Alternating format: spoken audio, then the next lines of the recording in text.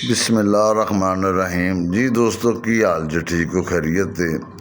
अच्छा यार अजकल ना एक पेन पिस्तौल है बंब नमाए ये बहुत सारे हादसे भी पेश आ रहे ने तो ये सारे दोस्तों के अगे रिक्वेस्ट है गुजारिश है कि अगर इस तरह का कोई पेन शेन मिलता है ना इनू किसी भी इस्तेमाल नहीं करना।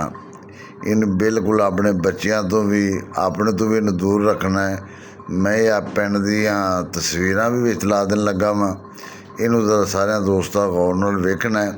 इनू किसी भी दोस्त ने इस्तेमाल नहीं करना और ये सारे आप अपने घरां दे विच अपने खास करके बच्चों नूं ज़्यादा दसना है कि अगर इन्होंने कितों मिलता है ये एक बंब नमा है और ये बहुत सारा नुकसान करता पाया है।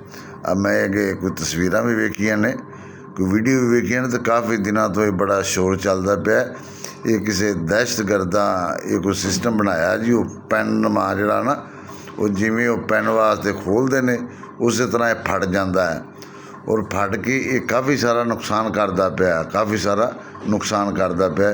ये सारे भरावां अगे मेरे सारे दोस्तों की गुजारिश है कि ये अपने बच्चों नूं अपने इर्द गिर्द सब नूं अपना इतलाह दिओ कि अगर किसी को इस तरह का पेनशन मिलता है तो बिल्कुल इन्हूं हत्थ ना लाण इस्तेमाल ना करना। बल्कि पहले नंबर ते ये बच्चों नूं सारे इस गल ते यकीनी बनाओ कि तुहानूं अगर कोई बाहरों कोई बंदा इस तरह का कोई पेन देंदा भी है ना तो किसी तो लेना नहीं इस्तेमाल नहीं करना। और ये शदीद किस्म का खतरनाक शदीद किस्म का है छोटा जिहा पर नुकसान बहुत सारा करता पाया है।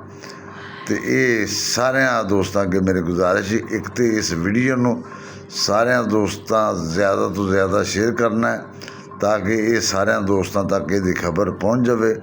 और ये मैं नाल साइड के उत्ते जी तस्वीर नज़र आती है ना ये भी अपना सारा गौर कर लेना।